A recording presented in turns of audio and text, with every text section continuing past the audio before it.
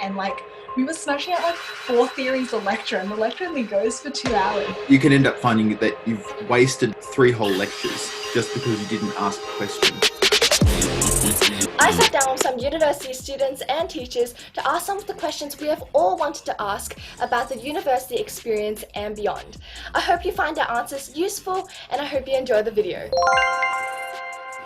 So my name is Nandini. I do marketing and media and communication, so it's a double degree, and I'm going into 2nd year. I'm James Clark. I'm currently a 4th year student at the University of New South Wales, and I'm studying a double degree of mechanical engineering and physics. Hello, my name's Justina. I'm studying at UCID and I'm doing commerce and advanced studies at the moment. I just finished my 1st year. So my name's Ollie. I'm in 2nd year uni right now. I'm currently studying at UTS, doing a Bachelor of Business and BCII.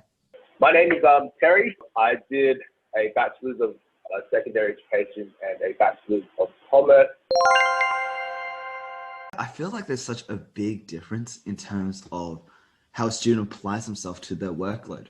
So whilst the workload may be really similar to how it was in HSC, it requires you to be constantly updating and working throughout your week to just keep with the content. I can really only speak for engineering and science degrees, but for them, the biggest difference has got to be the scope.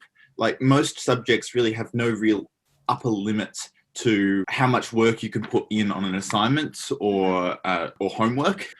So you've really got to learn how to judge the correct amount of study you need to do for each subject. If you do too little, you'll fall behind in that. And if you try to do too much, you'll either burn out or you'll fall behind in your other subject. For me, something I really wish I knew was how much reading they give you. Like, I didn't know uni consisted of so much reading. I guess it's also the nature of my degree being media and communications. You've got to do like 3-4 readings a week, you know, can range from like a couple pages to 20 pages. So you really become good at skim reading. So I think that definitely becomes time consuming, but at the same time, you don't always have to do all your readings. It just depends on the subject. The other thing is you don't really get a lot of homework.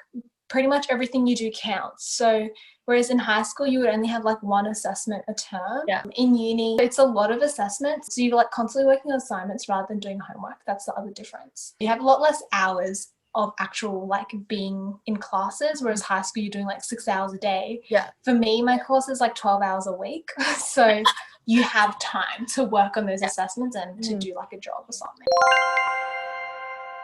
There is a bit of a jump. I think for me, it took about a year for me to get used to it. I wasn't really that self-disciplined in high school. And one of the biggest challenges, I think, is you need to work out your own timetable and schedule. I think it's really important to actually have a schedule that you can follow.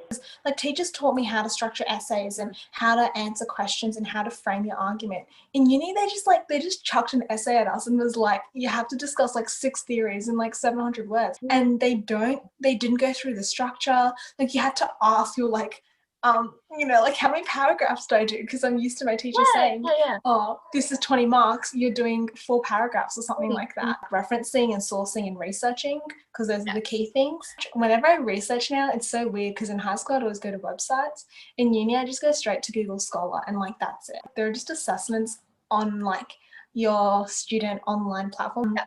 And it's just there and you just have to know when it's due and start working on it whenever you have time. Just make sure to, after you've done your assignment, read through the marking criteria, as painful as it may be, and make sure that you have certainly fulfilled every single sentence, because they're a bit literal-minded about that. And in terms of exams, though, and understanding the expectations there, past papers really are your friend.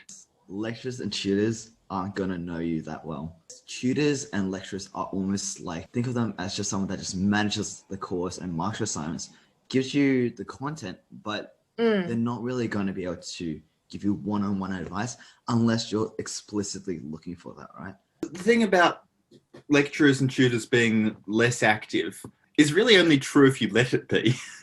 Most university lecturers or professors, they're selected based off academic or research ability, not teaching ability. When you're in high school, your teachers are well trained to pick up on cues like that may indicate that the class is falling behind or not understanding a topic. Like a good teacher can look in a class after they've taught something and know who's understood and who hasn't. University lecturers either can't or don't care, unless you ask them explicitly. Some lecturers aren't even good for checking for people with raised hands. In those cases, I would strongly recommend politely interrupting them when your arm gets tired. Like really, like don't put your hand down and let your question lie, because it doesn't take too many dropped arms for you to really fall behind pretty fast in a subject, particularly when they're building on each other, like most science and engineering lectures do. You're not getting your money's worth unless you're asking at least one question per tutorial. Just consider trying to make yourself ask at least one per tutorial. It will really help you understand. I think depending on the nature of your degree and your lifestyle, I don't think you can fit in like 5 clubs. I think max 1 to 3 clubs maybe. I can only speak for science and engineering, but I'd really treat a full-time study load as a full-time study load. I'd really recommend against trying to simultaneously do a part-time job that isn't on or near campus, just because, particularly if your travel times are significant. I found that online classes tend to be significantly less effective than the in-person ones. I think that you lose a lot not talking face-to-face with the lecturer, and also the lecturers don't have any way of really understanding where the class is up to. It's easier to ignore people spamming stuff in chat of "we don't understand this" than it is to ignore raised hands and shouted questions. I find that the lecturers are less good at teaching online, and also that it's harder to learn.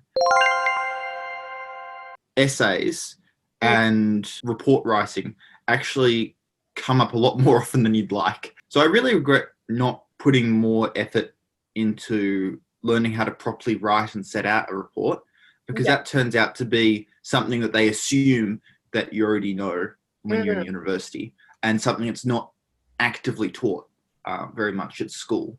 If like anyone out there is doing like more than 10 units and they know which ones are not going to get counted, just cut those out as early as possible. If you're not going to do well in a subject, you're not going to do well. But if you do well in a subject, you'll do well. So don't try to get rid of that perception of like, not choosing the subjects you like because you don't think it's going to perform well, because it's not as hard as other subjects. Just don't sacrifice the things you enjoy for those 2 years, because those things that you enjoy are the things that give you a break. So many people drop it or like reduce the things they love during HSC to study, and it's good, like you should focus.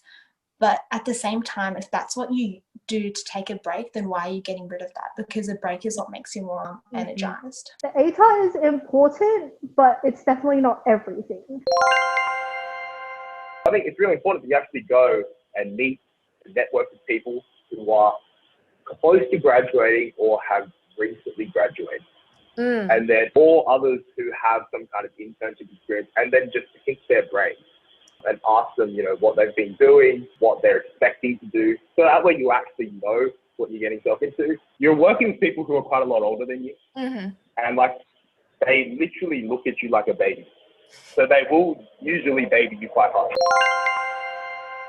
Thank you so much for watching, and if you have any more questions, feel free to put them in the comments down below. And remember to like, comment, and subscribe. See you next time. Bye.